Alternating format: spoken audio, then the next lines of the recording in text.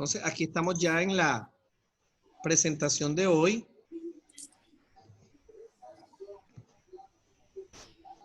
Ya estamos en la cuarta sesión. Aquí tenemos los objetivos de la clase.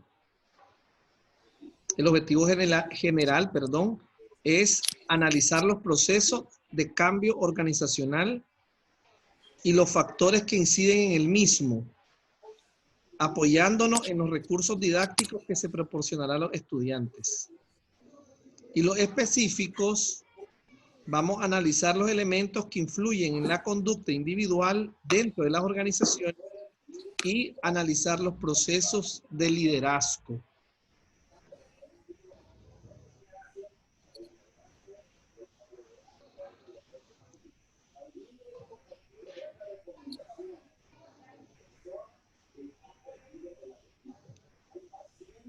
Analizar los procesos de liderazgo.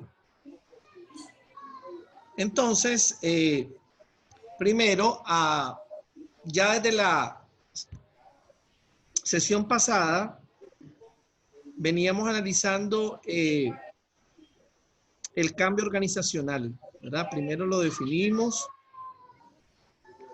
y luego analizábamos los niveles de resistencia al cambio.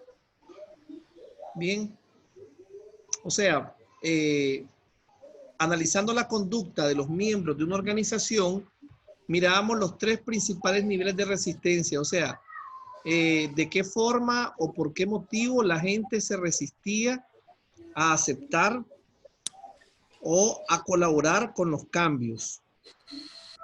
Entonces, en esos niveles los teníamos agrupados dentro de una pirámide. Entonces, en la base estaba el no conocer, que abarca a la mayoría de los individuos y es el nivel más flexible, o sea, el que se logra vencer con más facilidad. Luego estaba el no poder, cuando por una razón determinada un cambio resulta complicado para alguien porque no tiene la competencia o la habilidad para lograr hacer uso de nuevas herramientas, de nuevos idiomas o de nuevos equipos, ¿verdad? Y el tercer nivel ya es un segmento bastante menor, es la gente, digamos, más radical, que resiste más radicalmente los cambios. Es un segmento menor, pero también es el segmento más duro y es el no querer. Entonces, ahora seguimos analizando el cambio al interno de las organizaciones desde otra perspectiva. Desde la perspectiva, en principio, de las fuerzas que interactúan en este cambio, ¿verdad? Por un lado, hay unas fuerzas que favorecen al cambio y hay otra fuerza que limitan o que obstaculizan o sirven como barrera a este cambio. Entonces, las fuerzas que favorecen al cambio se le llaman fuerzas impulsoras y las fuerzas que limitan, impiden o funcionan como barrera para el cambio se le denomina barreras represoras. Para ilustrar un poco, vamos a referirnos nuevamente a un ejemplo que hemos citado en varias ocasiones con esto de los cambios. Y es precisamente esto que estamos haciendo el día de hoy y que lo hacen ustedes ahora casi en todas sus clases, o más bien en todas sus clases y en otra serie de procesos. Y estamos hablando de la educación virtual o modelo de educación en línea. Entonces, ¿cuál es una de las fuerzas impulsoras? ¿Qué fuerzas creen ustedes que pueden favorecer a este cambio? ¿Que favorecen, lo hacen necesario o lo facilitan? No sé, bueno, no sé si sería aquellos que primeramente no sabían cómo utilizar la plataforma, pongámosle, por ejemplo, de la universidad, Pero eso sería más bien una fuerza represora. represora. Claro, porque eso lo dificulta, ¿verdad? El hecho que vos no conozcas cómo utilizar la plataforma es una fuerza represora. Pero bien, lo bueno es que estamos analizando. Eso limita. Ujú. ¿Qué crees vos que te impulsa? A ver, se lo pongo más fácil. No sé si en el caso tuyo, Melissa, pero ¿por qué crees que la mayoría de los muchachos desde abril de 2018 no querían asistir a la aula? Por miedo. Exacto. En este caso, el temor al contagio es una fuerza impulsora. O sea, la Sí. necesidad. Todos estamos conscientes que el cambio es necesario. Había que hacer algo. Había que organizarnos de otra manera. Y este Sí. temor no solamente es de los estudiantes. Este temor también era de las familias de los estudiantes. Este temor también era de los docentes y de las familias de los docentes, de los administrativos y de la familia de los administrativos, o sea, de todos, bien, de toda la comunidad educativa. Entonces, Sí. ahí encontramos un ejemplo de una fuerza impulsora, el temor, o sea, la existencia real de una amenaza sanitaria. Esa es la fuerza impulsora, lo que impulsó el cambio. Y algo que lo reprimía era el no poder manejar la plataforma. Ya que hemos puesto un ejemplo de cada uno de los tipos, ahora Melissa, decime cualquier otro ejemplo, ya sea de fuerza impulsora o represora, en esta misma situación que estamos utilizando para ilustrar. Bueno, como impulsora sería, usted hablaba acerca del cambio de higiene. Usted sabe que antes no nos lavábamos como muy seguidas las manos, así pues no acostumbrábamos eso. Ahora sí, debido a lo que está pasando, la situación, podría ser uno. Bueno, más o menos. Más o menos, pero yo más que todo, recordar que el lavado de manos ya es una medida, digamos, que toma cada quien, pero hablando un poco del sistema educativo como tal. Bien, María Elena, un ejemplo tanto de ya sea una fuerza impulsora o una fuerza represora.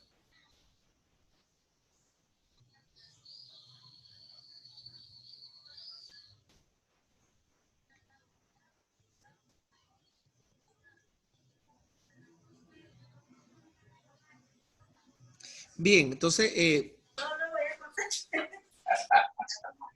voy a colaborar yo para que pues tengamos claridad. Entonces, miren, decíamos en las impulsoras, primero teníamos la necesidad. Otra fuerza impulsora, o sea, que ayudó al cambio, es que contrario a otras universidades, ya la universidad contaba con ciertos recursos. Contaba con una plataforma y ya contaba con un equipo técnico. Esto hizo mucho más fácil. Bien, porque no hubo que correr para implementar o para echar a funcionar una plataforma, sino que ya contábamos con ella. Ni hubo que organizar un equipo técnico, ya contábamos con él. Esa era una fuerza impulsora. Entonces, vamos ahora a fuerza represora. Tenemos decíamos primero el temor. Perdón, el temor estaba en impulsora. En la represora, el no saber manejar correctamente la plataforma o las herramientas. Otra fuerza represora, que no todos los actores contaban en un momento determinado con los equipos. Tal vez había muchos docentes que no contaban con una computadora portátil o que no contaban con internet en su casa. Alumnos que no contaban con los equipos adecuados o que no cuentan con internet en su casa. Bien, ese es un ejemplo de fuerza represora. Entonces, es bueno que tengamos esto con claridad porque, pues, Posiblemente vamos a hacerlo práctico con alguna tarea, aunque ya sea de segundo parcial. ¿Bien? Ok. Continuamos.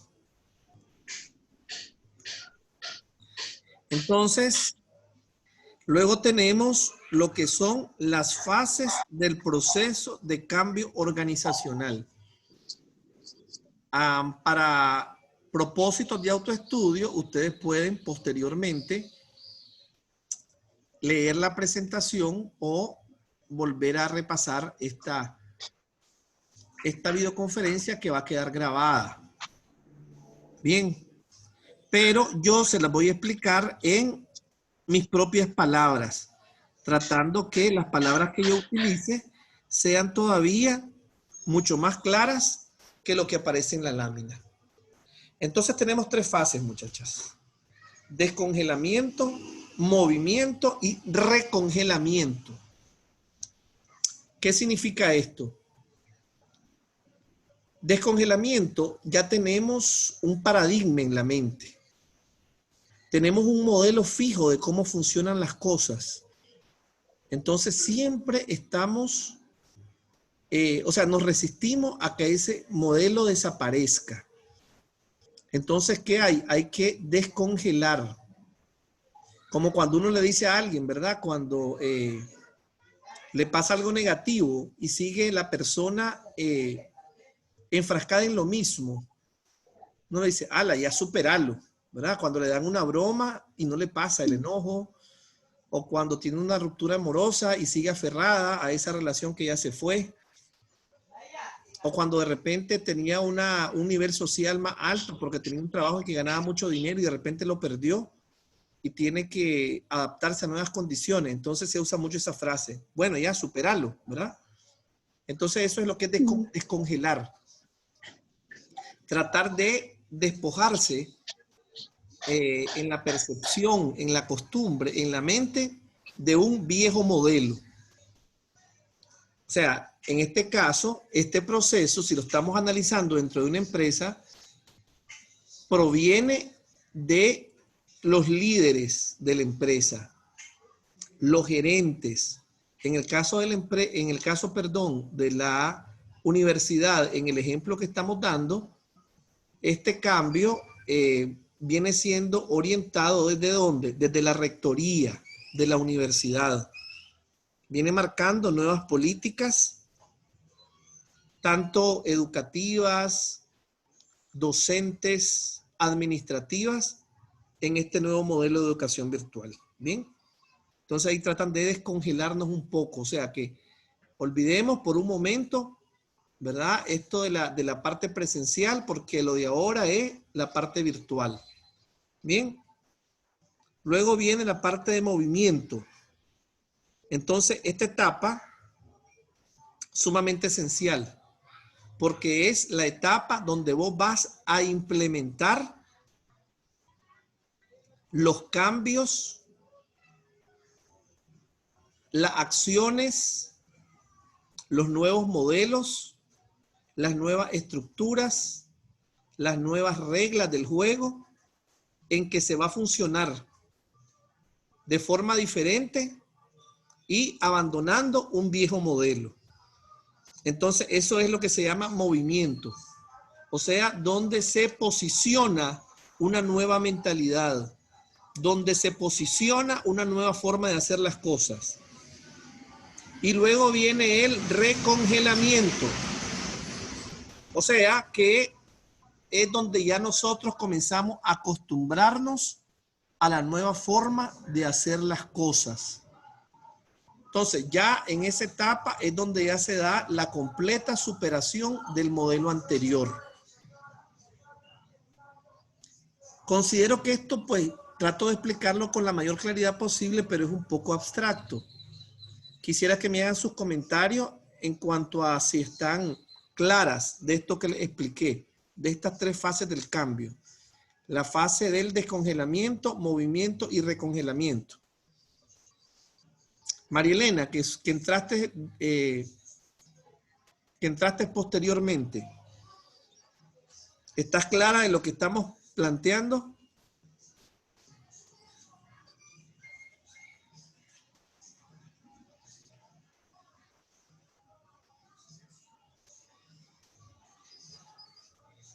Pareciera que Marilena tiene entonces problemas con su audio. Melissa. Dígame. ¿Estás clara de todo este modelo que te planteé ahorita, de estas 3 etapas, de estas 3 fases del proceso Sí, de como cambio? como usted lo explicó, sí. Ok. Porque usted lo explica un poquito más claro ahí, un poco como está en la diapositiva ahí. Correcto. Entonces, igual, la ventaja ahora, mira qué interesante, todo tiene sus pros y sus contras, ¿verdad? Como les decía, quizá el que tenía en su casa internet y tenía en casa una computadora, ya sea si es propia mejor o si es de papá o de mamá, igual nos la presta seguramente, ¿verdad? Sí. Y tenía pues todas las condiciones, ni siente el cambio. Pero el que tuvo que hacer algún esfuerzo por ahí, ¿verdad? Pues siente un poco el cambio, pero tiene sus pros y sus contras. Una de las ventajas es que nos quedan estos recursos grabados y ustedes pueden volver, ¿verdad? A correr el video y de esa manera realizar un autoestudio bastante eficiente. ¿Ya me puedo escuchar, profesor? Ahora sí. Ah, gracias. Sí, es que estaba silenciado el micrófono, y disculpen. En cuanto al descongelamiento, sí le comprendí lo que quiso dar a entender acerca de superar las situaciones que se dan ya sea en una empresa o en la vida personal, y ya después de ahí sigue el movimiento. Lo único que no quedé clara fue con el recongelamiento, porque hubo un momento que se me cortó. Bien, perfecto. Entonces, el recongelamiento es, ¿cómo decirte? Como la palabra lo dice, A ver, congelar significa, dentro de este símil que estamos haciendo, recordad que símil es, también te voy a otro término, analogía. Símil o analogía es una comparación. Se usa mucho en todas las, digamos, las literaturas de las diferentes ciencias que se hacen comparaciones con otro fenómeno. Entonces, aquí se hace una comparación con el fenómeno físico de la congelación y la descongelación. ¿Por qué se hace un símil? La congelación es cuando algo se hace duro, ¿verdad? Se congela. El agua es relativamente suave y totalmente flexible. O sea, se adapta a todas las formas. El hielo, que ya el agua congelada, no es flexible. Nosotros no podemos meter un hielo de forma que tiene una forma cuadrada en un recipiente que tiene una forma alargada, por ejemplo, ¿verdad? Solamente quebrándolo. Entonces, a eso se refiere con que el agua es flexible y el hielo no lo es. Entonces, el hielo es duro porque está congelado. Entonces, la congelación es, en esta comparación, un elemento que significa endurecimiento. O sea, vos consolidás una visión en relación a algo. Vos ya estás clara cómo se manejan las cosas. O sea, miren, ya muchas veces cuando, siguiendo el ejemplo, como la mayoría tal vez, ¿verdad? Que tomaba un bus para ir a clase, ya casi en piloto automático estábamos para el sistema presencial. Teníamos una alarma que nos despertaba a una hora determinada, ¿verdad? Nos levantábamos, nos alistábamos, incluido tomar algo de desayuno o un cafecito, lo que fuera. Ya de forma mecánica nos dirigíamos al lugar donde tomábamos el autobús, casi siempre a la misma hora. Nos bajábamos en la misma parada que nos dejaba a cierta distancia de la universidad, caminábamos, entrábamos, saludábamos al señor de la seguridad, nos dirigíamos al aula y ya de esa aula pasábamos a la segunda aula y así, o sea, estábamos mecanizados, ya manejábamos bien ese esquema. Entonces ahí se llama, ya está congelado, ¿verdad? Pero entonces ahora nosotros lo descongelamos, eso lo entendiste bien. Movimiento, comenzamos a aplicar el siguiente sistema, ¿verdad? Comenzamos a poner a funcionar las aulas virtuales, que antes no las ocupábamos mucho. Comenzamos a explicarles a través de los grupos de WhatsApp todos estos mecanismos. Entonces, en la medida que nosotros ya pasamos un cuatrimestre, que fue el pasado, con algunas dificultades, ya este segundo, desde el principio, iniciamos con esta nueva modalidad a ese proceso de consolidación de apropiación, de manejo, de que nos acostumbramos o no aclimatamos a una nueva forma de hacer las cosas, eso sería recongelamiento. O sea, de forma tal que nosotros ya estamos claros cuáles son todos los procedimientos. Ahora sí, María Elena, ¿me logré explicar? Ahora sí, muchas gracias. Con todo gusto. Bien. Entonces, estos procesos son procesos complejos porque estamos hablando de que los realizamos o los que intervienen son seres humanos con sus propios criterios. Bien, hay una expresión que dice, cada cabeza es un mundo. Entonces no podemos pensar que todos vamos a aceptar de la misma manera. Entonces tenemos que recurrir a los liderazgos, al liderazgo y a los liderazgos. Entonces, cuando aquí vamos a hablar de liderazgo, repasé mucha literatura del tema de liderazgo, muchacha. Yo ya he impartido en muchas ocasiones, inclusive he impartido seminarios en que he hablado un día completo sobre el tema de liderazgo. E igualmente lo he impartido a nivel académico, o sea, en asignaturas universitarias en muchas ocasiones. Pero en este caso, le voy a dar otro enfoque, porque no me voy a referir específicamente a los tipos de líderes, ni a ponerle a usted ejemplos de grandes líderes mundiales o de la historia, ni a analizar la pregunta del millón en el liderazgo, que si el líder nace o se hace, y otra serie de aspectos que se analizan cuando uno ve el liderazgo desde otra perspectiva. Aquí vamos a analizar el liderazgo como una herramienta para facilitar los procesos de cambio a lo interno de las organizaciones y específicamente de las empresas. Entonces, en principio, sin duda alguna, es importante el liderazgo del más alto nivel, o lo que solemos llamar algunos el alto liderazgo. En una empresa representado por su gerencia, en una institución por su director, o si es una institución de gobierno, su ministro, digamos. El ministro, el viceministro, el secretario general, ahí está el liderazgo. En la universidad, ¿dónde estaría el liderazgo? El alto liderazgo. Estaría en la rectoría, vicerrectoría y los más altos cargos, ¿verdad? El secretario académico, el director del campus. Pero ¿qué sucede? Ellos son los que, como están al frente de la institución, van a impulsar estos cambios. Pero para lograr que estos cambios sean aceptados, ellos tienen que conseguir la colaboración, el apoyo de otros liderazgos a lo interno de la institución o de las empresas. Entonces, ya ahí, digamos, la gerencia general tiene que auxiliarse de los gerentes o de los jefes de departamento, de los responsables de los sindicatos, o inclusive de personas que, aunque no sean funcionarios con algún rango determinado, no sean jefe de un área, no sean jefe de un departamento, pero son personas que por diversas características tienen una alta influencia en el resto de miembros de la organización.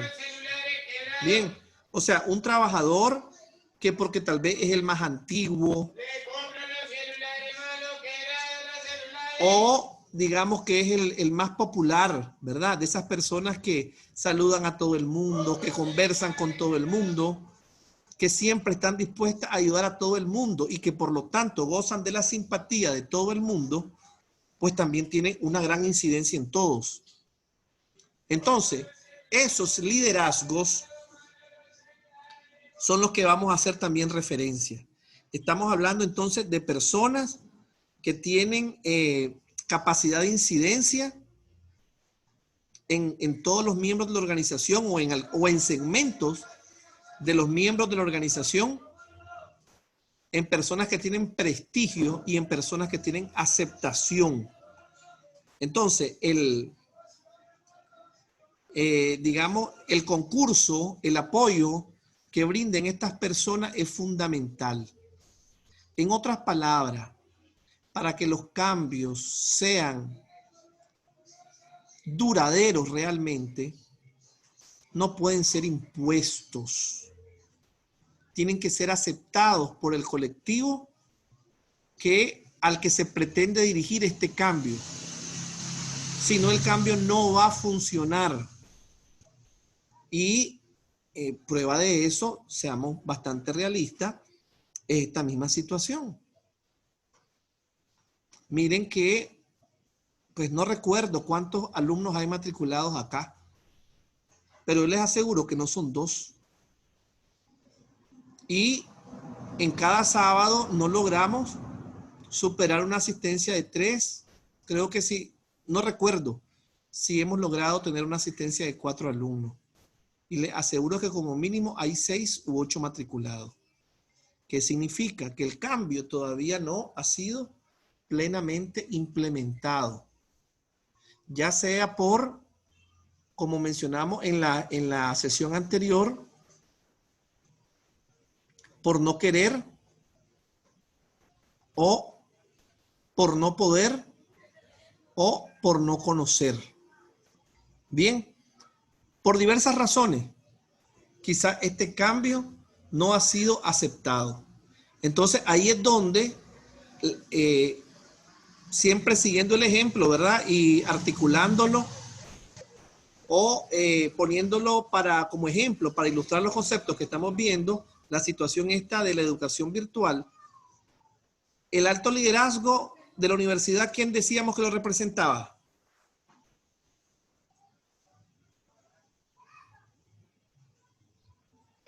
Las personas que tienen bastante Te lo pongo más fácil. influencia sobre las personas. ¿Quiénes son el más alto, los cargos más altos aquí en la universidad, María Elena? El rector, que es Exactamente. director de la universidad. Exactamente. Entonces, ahí está el alto liderazgo. Entonces ellos, para implementarlo, ahí sí ya caemos en lo que vos decías. Necesitan de lo que estaba mencionando. A ver, continúa. Los otros ejemplos de liderazgo que pueden haber a lo interno de la universidad. Pueden ser también los maestros, que son los que están a cargo de los grupos estudiantiles. Exactamente. Nosotros estamos en el medio, o sea, sin ánimo de intentar autovictimizarme. Estamos entre 2 fuerzas, entre ustedes y entre la alta gerencia de la universidad, el alto liderazgo. Bien, ellos presionan queriendo que el cambio se implemente y ustedes presionan en general, ¿verdad? Resistiéndose al cambio, nosotros en el centro. Entonces ellos acuden a nosotros y realizan todo un proceso de sensibilización y de capacitación, que de por sí realmente lo estamos atravesando. Estamos terminando en esta semana un diplomado, analizando toda la estrategia, la filosofía, inclusive hasta la ética de la educación virtual y por supuesto las herramientas tecnológicas. Bien, pero entonces venimos nosotros y también recurrimos a otros liderazgos, algunos administrativos que tienen mucha influencia con ustedes. En el aula virtual, no sé si han entrado y aparecen 3 iconos de WhatsApp, el grupo de WhatsApp, el teléfono del profesor, el teléfono, o sea, el contacto de WhatsApp de un técnico y el contacto de WhatsApp de un supervisor que se encarga de supervisar al docente, pero de igualmente de atender al estudiante, ¿verdad? Entonces, estas personas, por su contacto con el estudiantado, que al final es el segmento más amplio de la comunidad educativa, El estudiante no se ve todos los días con el rector. Bien, ni se ve todos los días con el director del campus. ¿Se ve todos los días con quién? Con el profesor, con la encargada de registro, con la secretaria del director del campus, cuando piden información, con la recepcionista. Bien, entonces a esas personas hay que darle información e insumos para que incidan en este cambio. Bien, y en lo particular igualmente me pasa a mí. Yo utilizo esa misma estrategia. De repente en los grupos de WhatsApp,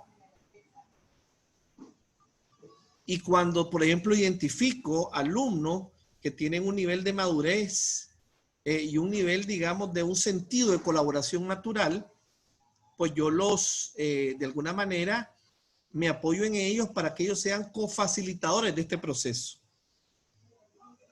Porque de repente surgen 1000 inquietudes en los grupos de WhatsApp. Y quizás en ese momento, en ese preciso momento, yo no estoy disponible. O sea, tal vez, como por ejemplo ahorita, yo tengo aquí mi teléfono, pero yo estoy conversando con ustedes. Entonces, ahorita puede haber de repente en cualquier grupo de WhatsApp cualquier confusión con un mecanismo, con un procedimiento. Alguien que no entendió hizo un comentario y ya creó pánico o creó confusión. Y se comienza y se arma, por decirlo así, una pequeña revolución en ese grupo. Pero si en ese momento está cualquiera de estos alumnos que manejan bien el procedimiento, que tal vez siempre están presentes en la videoconferencia y manejan más información, entonces yo siempre les he pedido a ese tipo de alumnos que me ayuden y que me colaboren, y realmente lo han hecho, aclarando, compartiendo su experiencia, y de esta manera esto contribuye grandemente a que exista más confianza en el funcionamiento del sistema, del nuevo sistema y de los procedimientos. Bien, entonces ahí tenemos, ¿verdad?, la importancia del liderazgo. No sé si tienen alguna pregunta, algún comentario, muchachas. Tenemos más o menos unos 7 u 8 minutos todavía. Hasta ahora, pues, la explicación ha sido muy buena, así que estoy clara con lo que va hasta ahora del tema. Perfecto. Entonces, quizás lo único que estamos un poco en deuda es con la tercera semana en el caso de ustedes. En el caso de ustedes, recordemos que la semana pasada fue 1 de agosto. Entonces, les dejé en el aula virtual, les dejé el tema. Bien, entonces, o sea, les dejé material sobre este tema. Lo que voy a verificar es que ojalá que tenga igual una conferencia grabada, ¿verdad? Porque pues una cosa es la lámina fría, ¿verdad? Como lo que hablamos del congelamiento, y otra cosa es esta conversación que tenemos. Voy a procurar revisar que en la tercera semana, aparte de la lámina, o sea, la presentación de PowerPoint, exista ya sea una videolectura o una conferencia grabada, una videoconferencia grabada.